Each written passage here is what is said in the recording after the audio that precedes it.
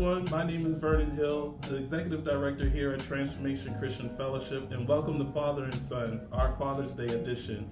What better way to celebrate dads than to celebrate first my dad, our teaching pastor here that we call OG, Vernon Hill, along with our senior pastor, Brandon Hill. What's up, everybody? Right, I'm breaking first. Yeah, I'm breaking first. All right. And I'm going against Dad, right? Yeah, we'll start with dad first. Y'all get to see who's the will winner in the household. Okay, all right. Look at that shot. Nothing winning, but Okay. it's a good break. Well, It's gonna be a shame to see your butt. well, Dad. Well, It's a very competitive household. well, of course, I have winners. Probably that's how it's gonna go. But I guess while we're playing, I want to ask you first. The first question, well, I'll wait to you. Go ahead. Sin. He Well, needs all the concentration he can get.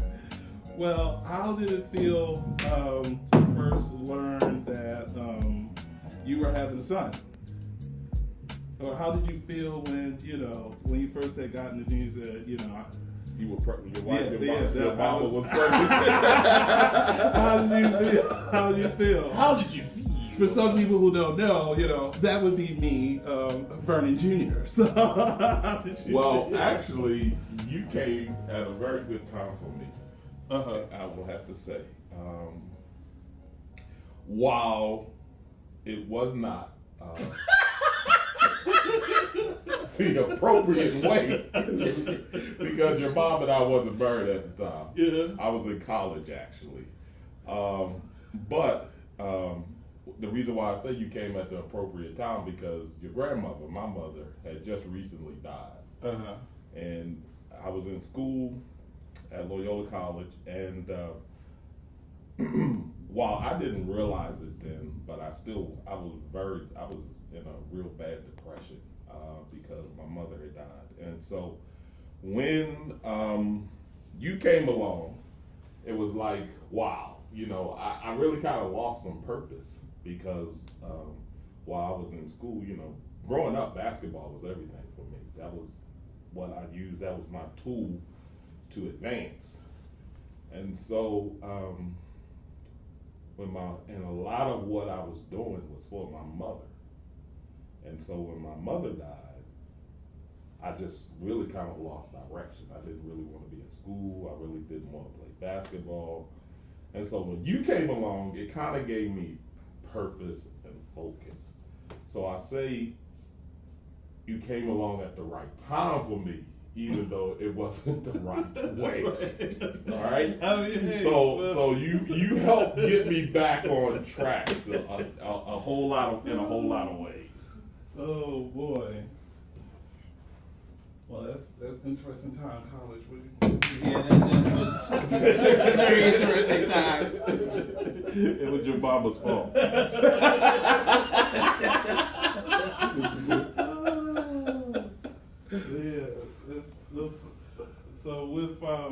So with having this, the first child and things like that, what was something that you wanted to, I guess, values or Here we go. or things that you wanted as a father to instill very quickly in all of your children at this point?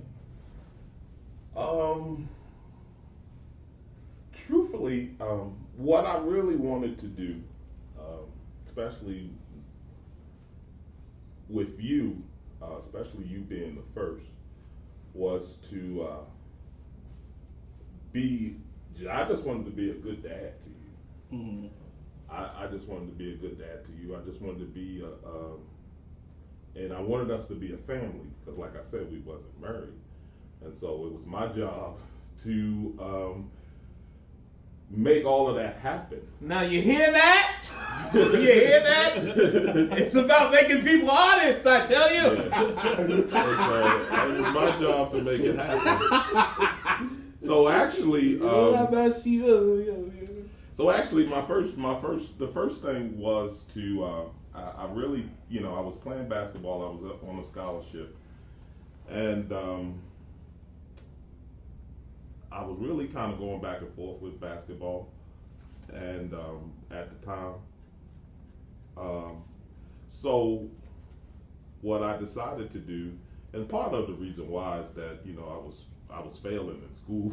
So it wasn't a very hard decision. It wasn't that, the problem is that I was always good at school.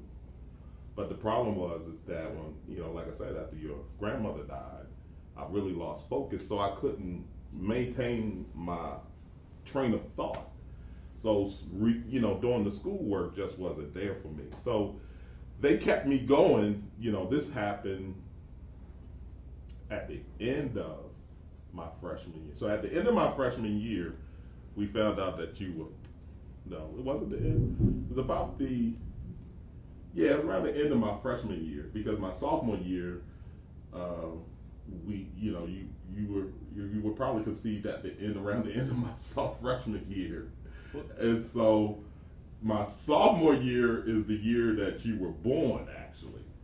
And so, but right at the end of my sophomore year, I came out of school. Uh-huh. So at the end of my sophomore year, I came out of school, got a job, and that was the first thing. And so, and what's funny is my college coach, after I told him that, your mom was pregnant, he was like saying, well, you need to marry her. I was like, I am eventually, but I ain't going to do that. He said, no, but you can marry her. He said, you would just be here and she would still be at home. I was like, look, my wife, not my wife, but my girlfriend, parents ain't going for that. I said, not granddaddy hard. I said, my girlfriend parents ain't going for that. I say they they're gonna support. Oh man, I just missed that. I say they're gonna support us, yes. but we're not gonna do it that way. And I'm gonna marry her, but we're gonna do it the right way. All right. So once I came out of school, got a job. Was working for a little while and got some, built up a little money and established myself on the job. Then I proposed to your mom, and we were married in August 1990. No, I'm sorry, August 88. August 1888. So you were born in 86. My Lord. Okay. You were born in 86. I hope you know that date. Yeah. Oh my God. We'll put it in the iCalendar. Yeah. No, I know the date. I absolutely know the date. Thank you. But you were born in 86, and so we got married in 88. And so that's Lord, ages are being put out there. So from that point on, we were always, the three of us, the first three, we were always together. From that point on, we were always together. Yeah, and I think that's like one of the biggest things that is, that's a really big takeaway is that how, besides that shot miss, is that you definitely were around and present, and that's something that I've always loved about you, and being able to, I wasn't a basketball star, but I was a music star. So I was a musician. And you always gave me the support to as you would in your profession of playing ball. You helped me to. You were there. You were present. And what do you say to fathers who are out there, raising sons like right now? I think one of the biggest things, and one of the things that I love you for, is being so present, and not just present, just being there, but you're always actively involved and always. I mean, we would be in church, doing video work together. I never thought that we'd be doing this for the church, my gosh. But that you were always there, that we, that you always, you did just, just like, well, I'm here because my son got some program or whatever. But you were there, you were present, and always encouraging. So I always loved you I just love you for that. And so, how do you? What is something that you can give a father, like how they need to, I guess, engage with their children? Well, what I would give the fathers how they would engage with their kids is you just have to do what you just said. Be there. Mm-hmm. That's really what happens. You just be there. You take them with you where you go, and you participate in what they're doing. Yeah. And so, like when you had stuff at school, we were there. Yeah. You know, when we had stuff at church, when I had stuff at church, you know, you were there. But actually, before we really got, whose shot is it? it's mine. Oh. Before we really see, like when you were born, you know, now, you know, we gotta rewind a little bit, because while we went to church, we weren't active in church. Right, yeah. Right? No. So let it be known, you know, when you were first born, we went to church, but we weren't active in church. Right, yeah. Right? So we would go to church, but we wasn't really active. We wasn't active in ministry like we are now. Right. And so, you know, but we were always together. So I just wanted, for me, I just wanted to do some of the things, like my father. I have 6 brothers. I mean, not 6 brothers, but I have 3 brothers and 3 sisters. And so I am the 5th child. Mm-hmm. So my parents was a little older when I came along. Mm-hmm. And so my father didn't do a lot of, you know, sports and stuff. Like my father really didn't do no sports Right. at all with me. You know, my thing with my dad was we just went to church. Right. You know, Yeah. He was preaching and I was in the audience, you know, and Yeah. we just went to church. That's what we did together. And so, but I wanted to do stuff with my son that my father didn't necessarily do with me. And that would be like participate at stuff with school and have, you know, go, you know, have little, you know, teach them how to play basketball, even though that wasn't your thing. He was quite athletic. Even though that wasn't but the real deal is to find that thing that your child or the real thing is, I haven't played in so long. Yeah, the real thing is to find those things that your child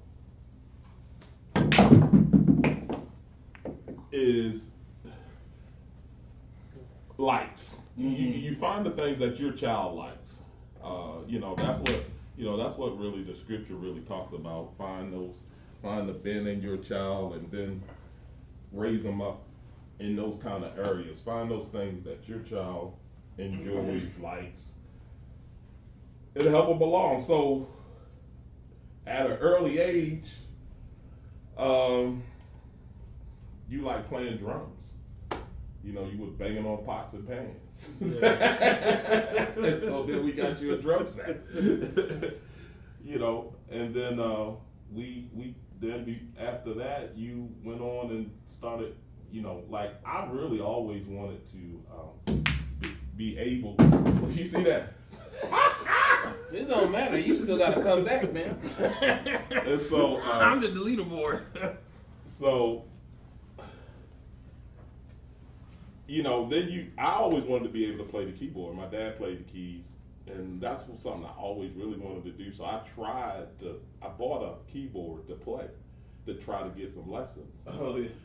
And so after a while, you know, I could put a melody together, but I couldn't put a chord in a melody together. Right. So the keyboard just went underneath the bed. And so you pulled it out and you started playing it. And I was like, wow. So your mother and I was really fascinated. Your grandfather was fascinated. And so that became the that became the area.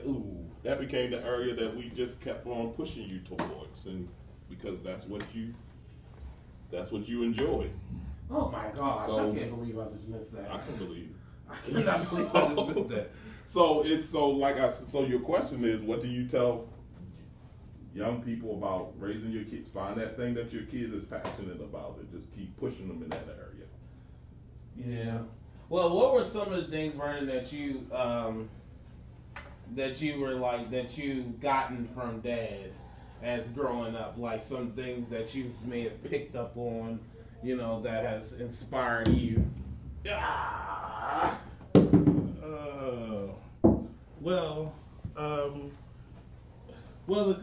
other point is, we were your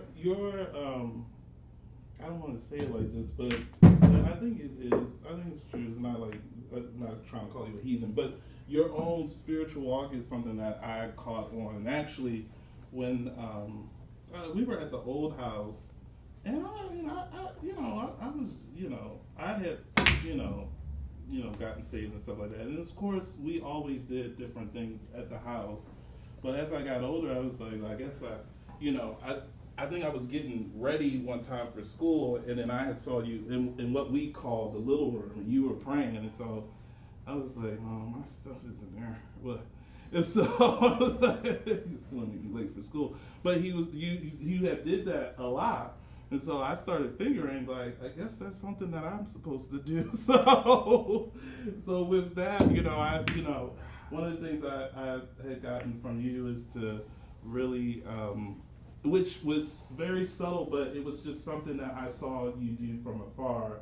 And that's what ended up, really becoming a routine for me, was to pray. So in the mornings, I was resorting to other, tactics because I couldn't use the little room. So I ended up using the bathroom to pray. So that's between bathrooms and closets. So I learned, what I gained from you was like a personal relationship with God. Like prayer means something, or I guess this is a thing to do. It seems like he's very consistent with this thing. I think that's what I'm supposed to do. So I look up to and of course I look up to you, Dad, and so that was like, I guess it's something that I probably should do now that I'm older, So, but it's definitely benefited my life. But that your I guess growth, your faith walk and your growth became an inspiration where I was like, I guess that's something that I have to put in my routine. Don't you dare! Oh man, thankful that happened. How about you, Ray? I think for me is one, just understanding how to be a winner, because clearly he's about to lose. But anyway, I believe, in all seriousness, about Dad, one of the things I've picked up on is, again, how he deals with people, and this, how he goes about dealing with people and being integrous. My dad is a man of integrity. But I notice how he deals with each, he'll let something escape high a little while, he notices it or whatever like that, and then one day when you're in the kitchen alone, how's that coming along? I've been noticing. Question that I don't want to. I've been noticing. But one of the things is with Dad is just being integrous, and then how you deal with people. When good people can say good things about you and actually mean it, that goes a long way. Did you even call? Did you call? No, I did not call. But I knew that wasn't going in. But listen, one of the things I admired is that Dad in ministry, and then Dad as he's gone about his business, really being integrous and how he deal with people. Like people see Dad in church sometimes, oh, he's so serious because we handling business. Handling business. But outside of that, what I'm saying, your integrity speaks loud, for himself. And so that's one of the things that I definitely tried to pattern myself off of, with trying to be integrous and like really be a man of integrity right here for the win. To be a man of integrity as I've gotten older. And then, one of the things I appreciate again is like when we were, growing up in church, I was able to see, my dad in ministry. And so, that's one of the things that kind of inspired me to do what I'm doing now. You get what I'm saying? So those are some of the things that I saw, and how you have to do it with, integrity, how you have to do it with, again, with all of your might. So those are the things that I admire, and like consistency. You know what I'm saying? I would see every Wednesday night, we weren't going nowhere. Where else we was gonna go? Right. You know what I'm saying? Where we were gonna go? Every Wednesday night, we would show up for prayer service, and it could literally just be us for prayer service. Nobody show up, and you know what Dad's gonna do? Conduct prayer service. Like, you know what I'm saying? Like, it's not, and that stuff. Seeing that young helped me in the position that I am in now. So those are the things that I'm calling this. Those are some of the things that I saw that helped me along the way. And so that's what I admired. Yeah, Dad, what were some influences for you and as, growing and really coming into fatherhood, manhood, all the above, any influences, all influences, first influence is my father, right. Your grandfather. My father was a evangelist, minister, and he demonstrated faith to me. Mm-hmm. And, I saw his faith, his preaching, and it's funny because some of all of y'all's gifts, I see some of the giftings that he had in all of you. Yeah. And all of you're a musician. Yeah. You're a prophet.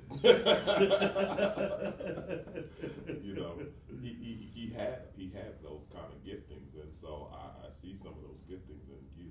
And so there's, and I'm not going to build my father up to be, a great saint. He's a saint to God. Yes, he is, but he had his issues and he had his faults and things of that nature. He taught me a lot. Mm-hmm. He taught me a lot. My father-in-law, great man of God, wasn't a preacher, but he really lived a life of sure enough integrity. So I knew I've known your mother for over 30-some years, and so I knew your grandfather and grandmother for that particular time. But they treated me like a son. Wow. And so your grandfather,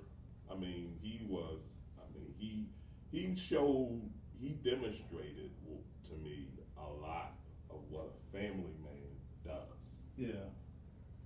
He demonstrated that to me. My grandfather was another man who really influenced me. My mother's father. He was just one of the wisest men that I know. He had so much practical wisdom, and a lot of times he would keep me straight.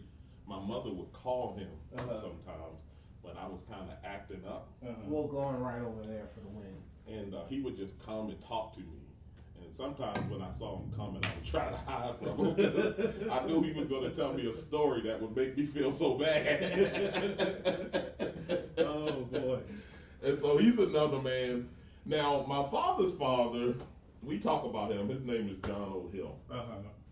And he was a real, I guess, he was just kind of a strict, by the book kind of person. But he had an influence on me that was still good because, while he was very organized, he was very meticulous about the way he went about some things. And so, and he used to be a Bible. He taught Bible school, and he was a Bible teacher actually at New Shiloh under Dr. Harold Carter. Oh wow! Back in the old days. That's really old. Yeah, back in the old days. That's really old. So that was even before they got to the new church. That was at the old place.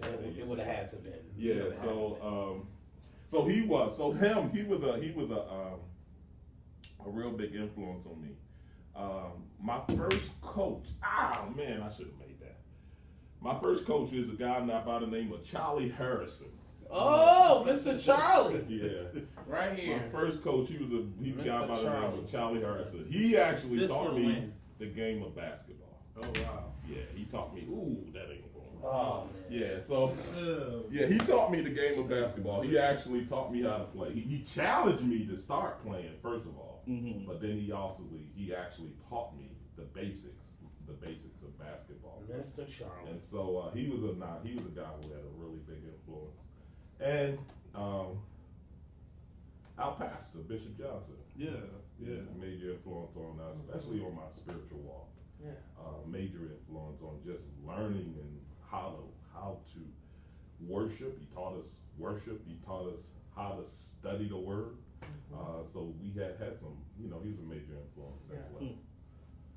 Yeah, so I mean, like, when it pertains to that, like, how do you think it's so important of, like, seeing, like, importance of seeing, like, godly men in church? Because oftentimes, we don't see men in church. And when I grew up in church, from, growing up at Mount Pleasant, we saw men in church. They were present, you know what I mean, in the church. Right. Like, strong men in the church. And I think those are good influences, because sometimes when you grow up in church now, you may see, like, certain feminine, traits. And the reason why you see that is because you don't see a lot of men. So you're only going to mock what you see. Right. You know what I'm saying? So I think, like, what is the key of really, like, reaching out to men, like, hey, brothers, the church is a good place. You know what I'm saying? Like, it's still, we're not here to bash you, telling you not what you're doing. This is not what this is for. You know what I mean? Right. But, growing up in church, I saw strong men who carried, they carried a little heat. Yeah. But they still did not praise. He still did not praising God. I used to sit next to old deacons in church, man. They used to be the most coolest people to sit around. They were hilarious. Well, the funny thing is, I thought about that the other day, because when you were young, when you finally come along, you were, the issue is that you and Brittany were so close together, and so your mother would be holding both of you at one time. And so when I got kind of when I got called, when we went to Mount Pleasant, that's not where I started. I started off at another church, but when I decided to go to Mount Pleasant, and I really started getting involved in ministry and got called to ministry, well, they, kind of pushed me into helping the deacons, and so then I'm kind of sitting away from your mom, and your mom's trying to carry the both of you. So one day, really, your mother just came and just plopped you in my lap. And so she plopped you in my lap. And so it's kind of from then on, you would be with me. Vernon could kind of sit by himself, but you would be with me. Brittany would be with you. Vernon would be up in the camera booth somewhere. No, but this was when you were young. This before we did the cameras, actually. And so, and because of that, when we got to the new building, you would sit next to me because you were I was holding you. And then when you grew up a little bit, you just thought that was what you were supposed to do. And the other day I was thinking about it, and I would think, and you would walk, sometimes you would just walk down to the seat, and you would just look at the deacons, and they would move over. They would be like, because you talking about, you talking senior, these are senior deacons and too, so they would just kind of, you would walk over, you would just walk down and just look up at them, and they would be like, we have a deacon named Deacon Sproul. Deacon Sproul, love him, he's a great guy. He's 90 years old now. Yeah. Deacon Sproul. And that's so my guy.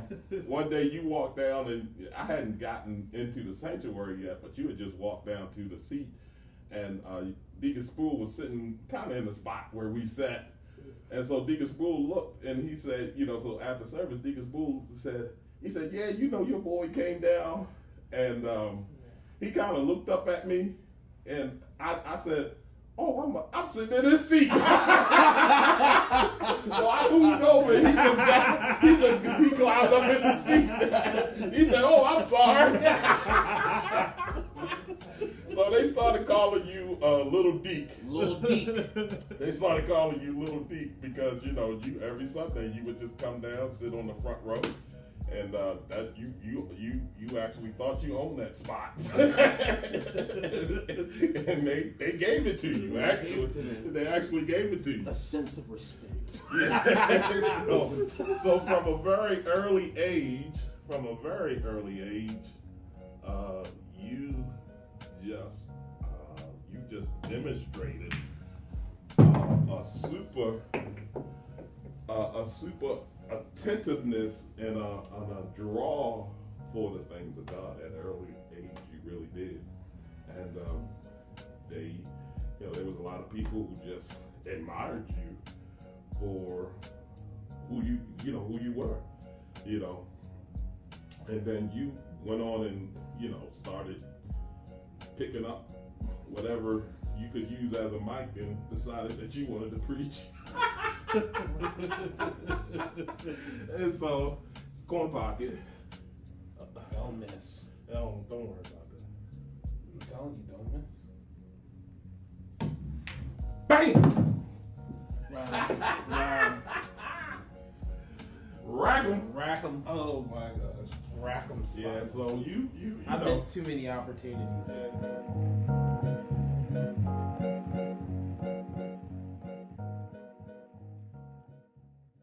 Biggest thing is it's like, we're just really trying to, be a place where, to really, get men involved again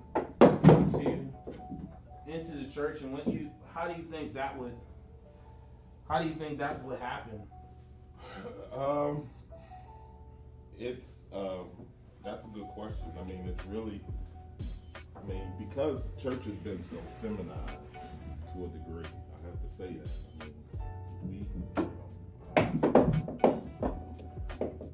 It's somewhat feminized, whereby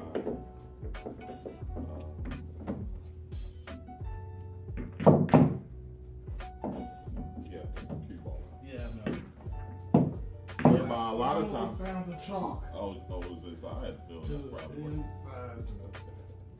And this is nothing against any of you ladies. We thank God for the No, women. I'm not going after any women or anything like that. I just need to make that clear, just in case anybody. But unfortunately,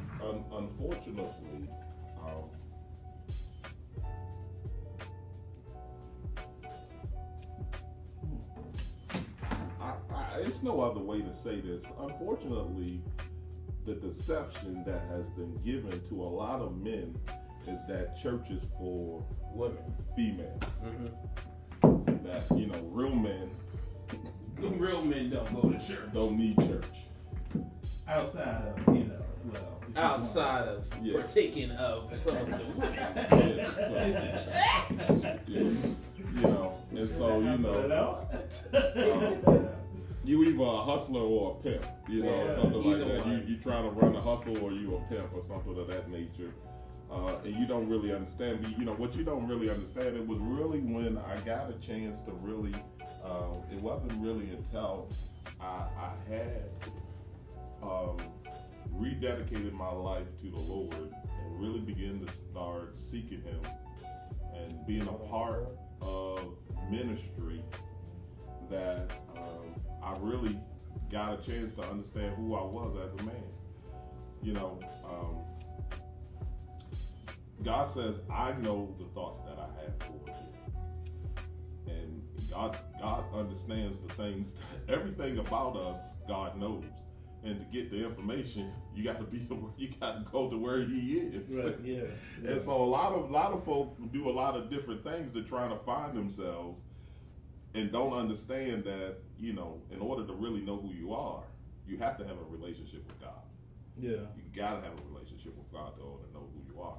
And so for you not to put yourself in those places to be able to understand who he is, because it comes with understanding who he is. As you understand who he is, you begin to understand who you are. Right.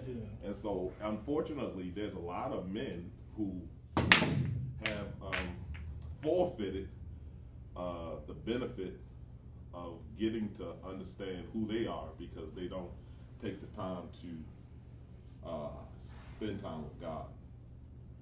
Which is a real important key because, I mean, you really are not going to know how to grow as a man, and not only grow as a man, but grow in Christ when you are apart from him. You know what I mean? Women are not the only ones who, you know, and the real reality is that so many people fall in that trap, and that's really of the enemy, because God has called men to a special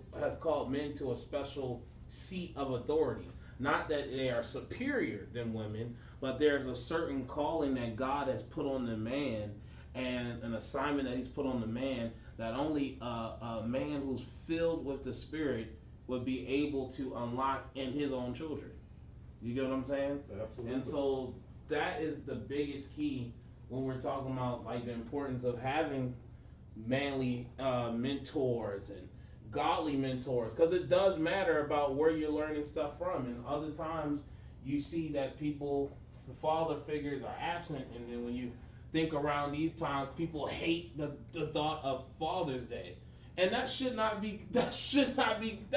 good. You know what I mean? That's not good. Unfortunately, there has been things to happen. Unfortunately, you know, people may not have gotten the same opportunity that we may have been afforded of, but there's still great men out there, and there's still a call for men in this time to really be who God has called them to be at this time. You know what I'm saying? Man, okay. And that's really important for us to understand. You got solids, right? No, I got stripes. You got stripes, and I had solids. Yeah. Right. And you know, and the main thing is that to be honest, you know, sometimes we as men,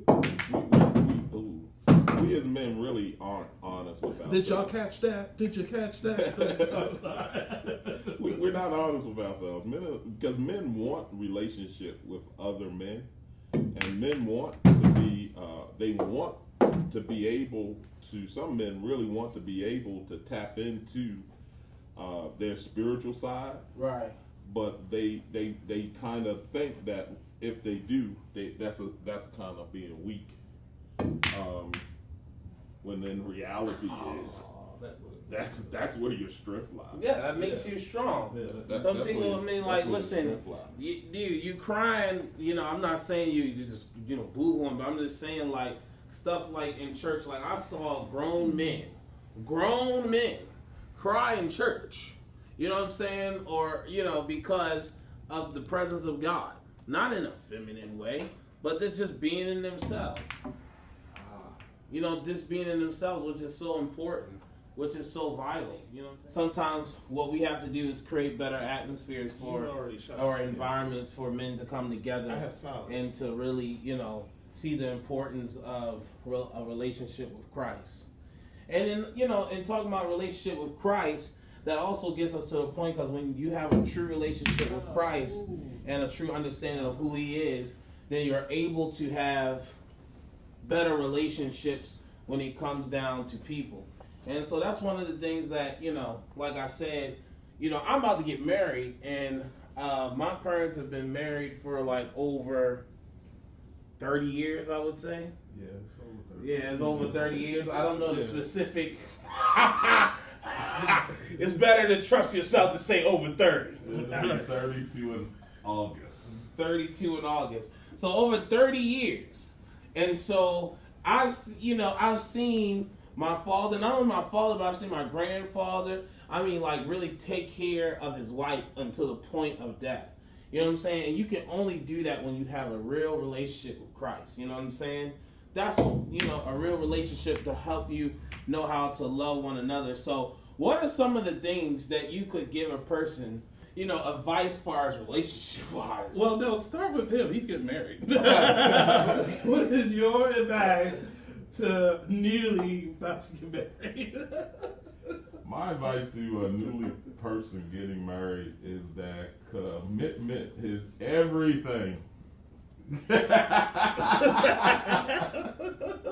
Commitment is everything. Well, you know, most people, and your mother's going to say, well, you gotta love the person. Well, you do gotta love the person, but in demonstrating your love for somebody, you have to demonstrate commitment. Yeah. Because you know what? Sometimes there's going to be days that you ain't feeling your spouse.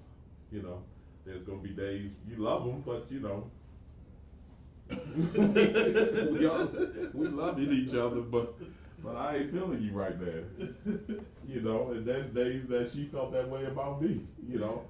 But the main thing, one of the things that your mother and I have always stood on, our principle for our marriage has been that we will always put our relationship above ourselves. Mm-hmm. We always put our relationship above ourselves.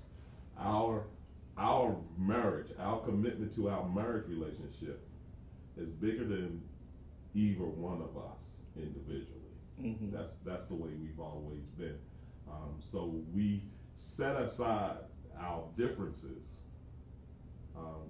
We are willing to work things through because we're committed to our relationship. Mm-hmm. And we're committed to our family.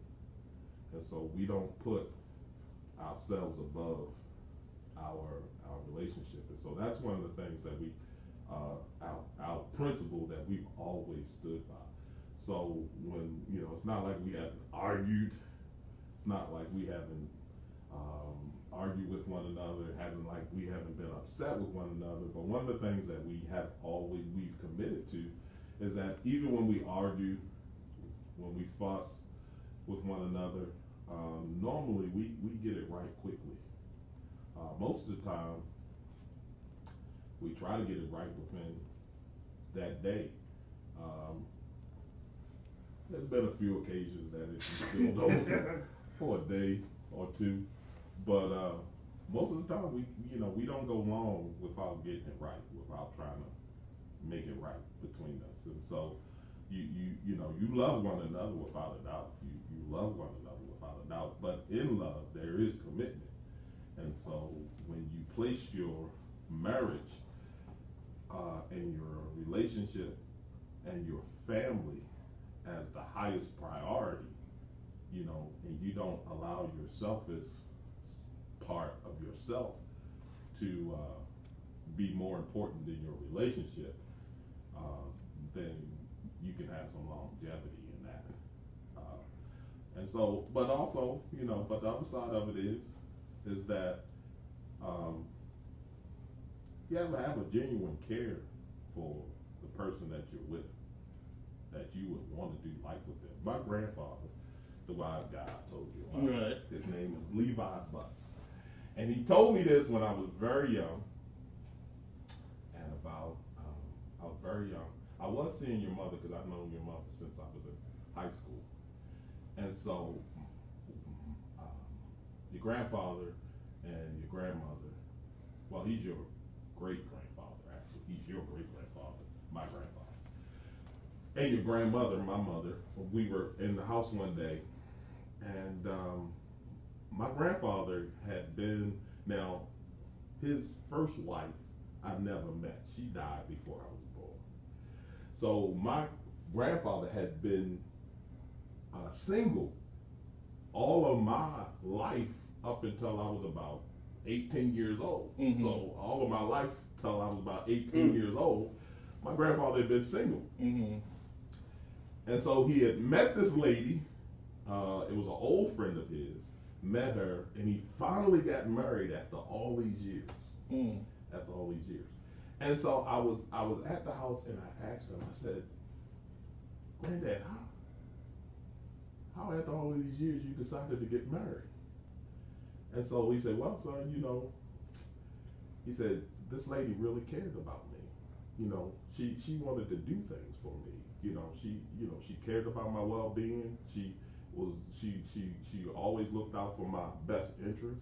There was times where I would do things for her, but then she would do things for me as well. And so she told me, he said, when you find somebody who genuinely cares about you, who genuinely has your best interests at heart, then you should make sure that you stay with that person. He said, I don't really understand some of these young people.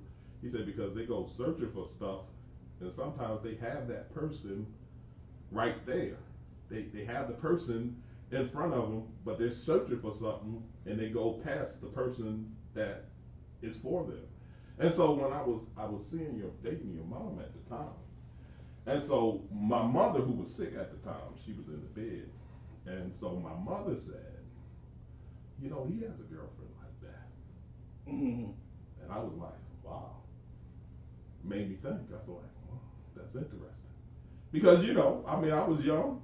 I was still, I was about 18 years old. I was 18 years old, 17, 18 years old.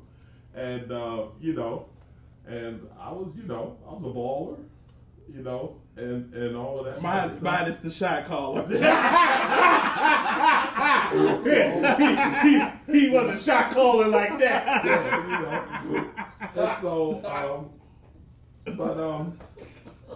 but from that conversation with my grandfather, it told me that, you don't, and your mother was like that. She always had my best interest at heart. She genuinely cared for me.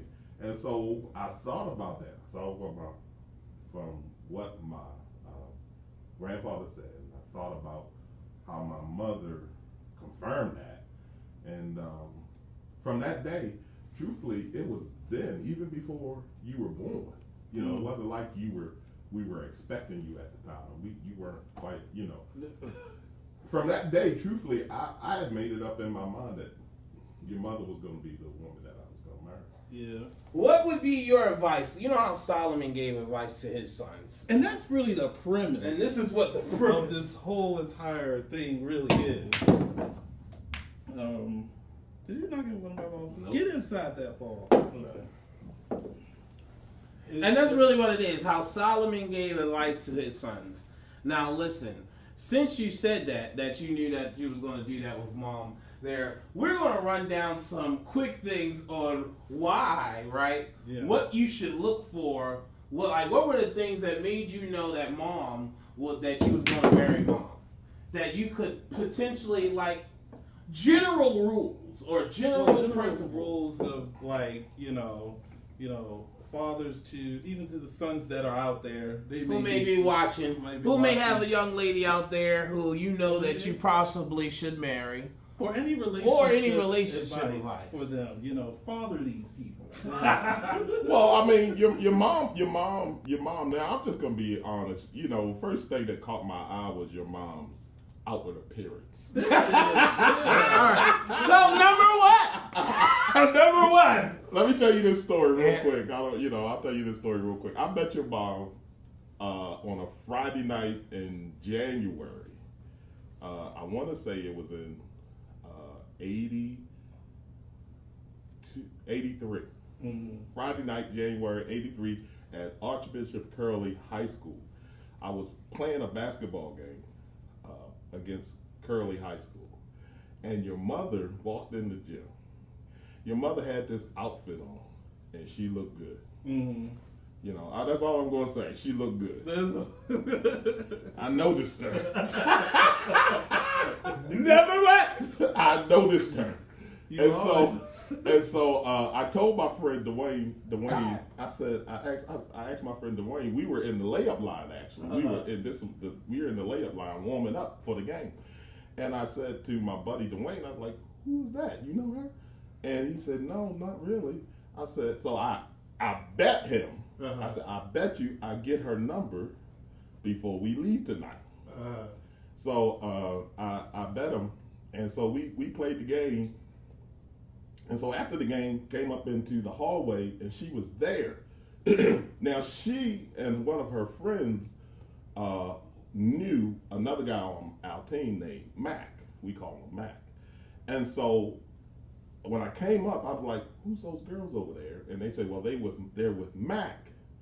And so when they said they was with Mac, I was like, oh, okay. So my friend Mac.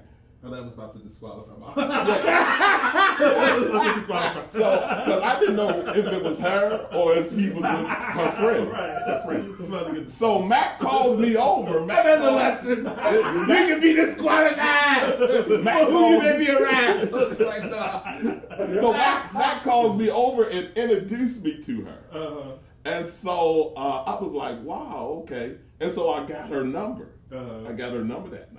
I did, so I won the bet. So and so I got her number that night, and I think I called her maybe 2 days after or something like that. You didn't want to seem too thirsty. No. I didn't. So I called her 2 days after. Cover your tracks. And so I called her 2 days after, and we chit-chatted a little bit on the phone. And so These are these were phone lines, not cell phones. Yeah, and not Snapchat. no FaceTime. And There all was no that. FaceTime. No Instagram. Yeah, so it was fun. So I mean, truthfully, the first point is really to say all of that is to say there has to be some attraction. Yeah. There has to be some attraction. So you know that it all starts with attraction, but then attraction alone is not just enough. Mm-hmm. There has to be something more than just attraction. Your mom is an intelligent lady, and she carried herself as a lady.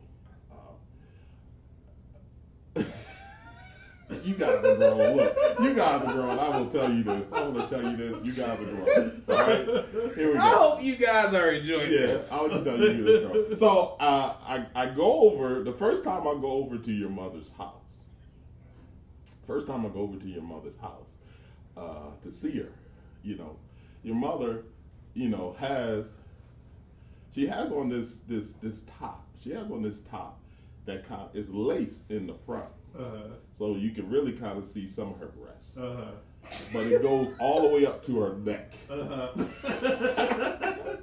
So immediately, I thought to myself, this means you got to understand language here.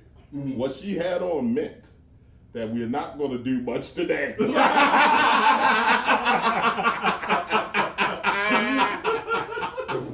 I am going to let you see your picture. I see what you're saying. I see what you're saying,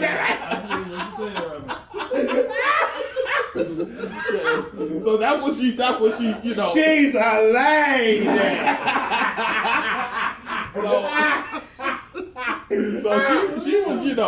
she was cool. And I'm gonna tell you, I'm just gonna tell you, I told you I was saved at 16 years old. I was genuinely saved at 16 years old, but I was carnal.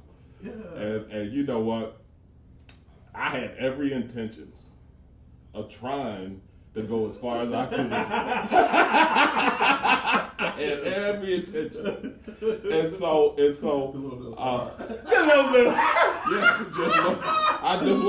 was. That's just the honest truth. But your mother, handled herself very well. Your mother handled herself very well. And it told me something. Because had I had an opportunity with her very quickly, I wouldn't have had no trust for her. And so, this stuff, it's different nowadays, Yeah. Another point I would like to give to you, brothers. We're teaching you something. We're trying to teach you something in here. It's different now. People be like, but I will tell you, had your mother been someone who was willing to kind of, let me drive the car quickly, Yeah. I would have been like, I don't know if, that would always, that was kind of quick. So if I was that quick, how quickly was the other brother or something like that? Yeah. So I had to think, I thought about that. I genuinely thought about that. I hope you're taking some notes in here. And so, and the other part is that about just not about her, but her family. When I got a chance to meet her mom, got a chance to meet her dad, I could see that she had a good upbringing, a solid upbringing, that her she came from a family that was really rooted, and so, because that's important, because when you are, the environment in which you grow up in plays a lot and has a lot to do with the person that you become. Mm-hmm. And so there was things, that I could see, and I joke with you guys about this all the time, and we joke about this all the time. I knew that if I was going to marry your mom, I knew she loved to shop. Sweet. I knew it. And so that's why, even though I joke, sometimes those have been contentious conversations for us. But this is the issue. I knew going into our relationship that that's something that she would do for the duration of our relationship. And when I said I do, I had to accept that. Yeah. I had to accept that. I had to know, because I knew going in that's who she was. Mm-hmm. And the sad part about it seems like I inherited that. It seems really bad. I feel like I've inherited that with Otisio. Love you, but Jesus. And so, oh man, that should have went. So when you're in a relationship and you're moving towards marriage, you have to come to know those things about your spouse, and you got to say to yourself, is that a deal breaker or not? Can I handle that for the duration of our relationship? Is there something, some habit, some type of is there something, a characteristic? Is there a characteristic, some kind of habit, some kind of behavior that your potential spouse exhibits? Mm-hmm. Is that something that I know that I can go into this relationship and handle it without trying to change the person? Right. Mm-hmm. Without trying to change the person. Because the deal is that, some people can go into a relationship and say, well, I see that, but I'm going to get that person to change. Right. I'm going to get that person. You can't get nobody to change. Mm-hmm. Another lesson that I want to make, if you can't change the person, you can't change them. They are what they are. Yeah, if they were shopaholics in the beginning, they'll be shopaholics. You can't. Now, a person can change, and your mother, I'm not going to, your mother knows there's certain things that she does. She, in her mind, this is her mom, your mom thinks. Your mom is a very... No, mom is, if I get something for you, all is well with the world. That's part of it. I can't burn it down. But see, this is your mom. Your mom said, but I shop. I look for discounts. She looks for discounts. That is true. She's a discount shopper, and she looks for good bargains and all of that type of stuff. But the deal is, this is the deal. With that stuff. No matter how discounted it is, it still adds up. You still spending money. So you have to be able to know that those are type of things that you have to look at qualities, characteristics, behavior of your spouse, and you got to ask yourself, can I handle that? Mm-hmm. If she never changes, can I handle that? Right. And a lot of times people are not realistic about it, because why is it that people can, I don't care how pretty a woman is, she can be very beautiful, but living with them is a whole nother story. Right. Yeah. And you got to know that this person is somebody, whatever that is. What if you know that you're not going to be able to handle a particular thing that that person exhibits, then it's best not to move towards a relationship with that person, because eventually that you're not going to be able. That's going to be the thing that's going to just take you over the top. it's gonna be like, I can't handle this no more. Right. Yeah. No, I think that's good. I think that's good, solid advice that, you know, you have to see about the qualities of the people that you're dating. And I guess we you know, one other thing, because being a father, we talked about it as far as, you know, father and sons, but you have a daughter and Right. things like that. And so what do you, Wait, how is that? How do you do that? How do you To the fathers who have daughters, like, Yeah, how do you fathers, speak to them? You know, John Mayer says, fathers, be good to your daughters. Yeah, fathers, be good to your daughters. So how was it, like, you know, just what are your thoughts concerning, like, being, you know, it's on me, right? Yeah. As far as, you know. Well, you know, it was funny. It was funny because we have to go back a little bit, and between you and Brandon, there's 7 years, Mm-hmm.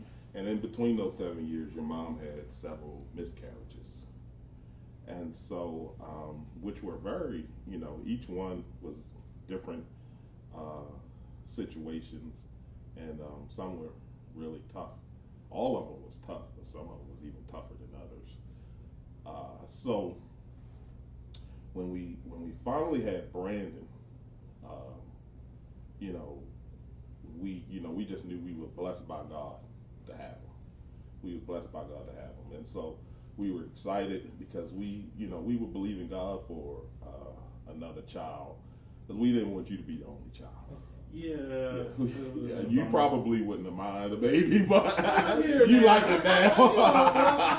At one point, I was like, I don't want to, you know, Yeah. baby. I guess because the babies were coming, so I was like, so I'm preparing, Right. you know. Right. So, but yeah, so we never wanted to be. We didn't want you to be an only child, and a lot of times, you know, it took a lot of faith. It challenged our faith a lot too, because you know there were some people, because while we were going, good intentioned people, sometimes, you know, Job friends, good intention, but you know they just don't say the right things. You know, maybe you guys shouldn't try anymore. Right. You know, and so maybe you shouldn't try anymore. Doubters. You know, so, but we just kept believing. There's a God. lot of them. There's a lot of them. We kept believing God, and so some nights before we would go to bed, you know, we would pray. We would pray together and ask God to bless our time of relations. I was wondering how you would say that. Come among me tonight. Rise among us. And so we did, and so you finally came along. And so we were excited about you. And, you know, we had this doctor, his name was Dr. Kennedy, and he helped us tremendously. You know, the Lord gave him wisdom about some things in reference to your mom's body. And so, because your mom was having pressure fluctuations a lot of times, and so he saw that, he was able to give her proper medication and things of that nature. And so when we finally had you, we was all excited, and and then Brittany came basically, she's 14 months after you. She's 14 months younger than you. And so we found out that your mom was pregnant with Brittany. It was hilarious because first we went to see the doctor, Dr. Kennedy, and Dr. Kennedy was like, what are you guys doing? Because he was going through the highs and the lows with us with the miscarriage, with some of the miscarriages as well. So, you know, he was like, what are you guys doing? I said, well, Doc, we like you so much, we just trying to give you some more business. And so, but the funniest one was your grandmother. Your grandmother, when we finally told your grandmother, we was in the basement, and your grandmother was sitting down in the chair. And when we told her that, you know, your mom was pregnant, because she would just get nervous whenever your mother or your aunt would get pregnant. She just got nervous. And so your grandmother was sitting in the chair. She didn't say nothing. She got up from the chair and just walked up the steps.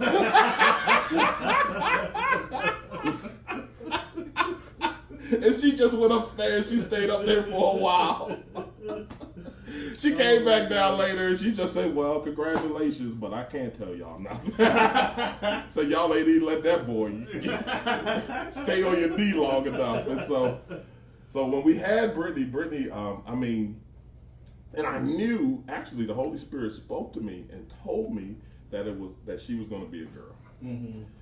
The Holy Spirit told me that she was going to be a girl. And so, and it was almost like she was actually a gift for your mother, mm-hmm. to some degree, to have a girl, mm-hmm. To have a girl. So it's the great thing about this, of her being the baby, is that you guys, that has helped me tremendously, which I would say was you guys were like the protective older brothers. And because Brandon and her was so close in age, they were almost, some people thought they were twins. Some people thought they were twins because they were so close in age. So those guys, so you guys have helped, keep an eye out and kind of ward off some of the sinners. Yeah. And help ward off some of those, some of the young fellas that has kind of come along. So that's been a bit, that was a tremendous help to me. But the other thing is that I always, for me, I just wanted to be a role model to her in regards to how I handled your mother, so mm-hmm. she could see what it would be like, or what a man looks like, that that would she would want as a spouse when the time came for her. Mm-hmm. That this is the way a relationship should look. Mm-hmm. So my thing is that I always wanted to model, and not just for her, but for you guys as well, but even more so for my daughter, to know what a man that she would want as a spouse should look like. Mm-hmm. And I wanted to model that before her, but I also wanted to model that for you guys as well. But that is important for a woman because, they have some more vulnerability, mm-hmm. Than men. So that was one of the things that was important for me. So I always wanted her to see that I respected her mom, that mm-hmm. I treated her mom well, and and that I respected her and treated her well. And so even as she grew up, we did the same thing for her. All of you guys had different areas of talent and mm-hmm. gifting. Coming up, Brandon had, he played a little basketball, so we put him in basketball. Brittany was a dancer, so we put her in dance. And so, we did the same thing. We saw what she did, and we tried to encourage her in those areas what she did as well. So, it's, you guys, as a father, you guys talked to me, you just told me what you respect about me and some of the things that I've done to encourage you guys. But you guys have been an encouragement to me as a dad, to be able to look at your children and see the things that they have done, to see how you have grown up and matured as young men and as a young woman is really a blessing to me as a father. And I know your mom is absolutely blessed by who the people that you have become and are still becoming. So I'm greatly blessed to be able to see it materialize. And so your mother and I are happy that God has given us wonderful opportunity to us to be somewhat active in. My only prayer is that I have that same grace. That's been a prayer for us. I really want to be able to like our kids. But we love you. It's on me, right? Yeah. Oh, and wait a minute. I have solids, right? That's correct, brother. Okay. Yeah, you're about to get your butt whooped. Man, listen, we hope that you guys have gotten something out of the father and son's conversation for Father's Day. Again, we love our dad. I hope you guys took something out of it. Again, we want to say happy Father's Day to all of the fathers out out there and all of the fatherly figures who have stepped in the role where others may have gone away. And so this is what this is all about. And we want you to know that we love you here at Transformation Christian Fellowship. We're going to keep playing pool for the rest of the night. I hope that I can get some type of revenge. But listen, we love you guys. Happy Father's Day to you. I hope you enjoyed this special. And remember, transformation starts here.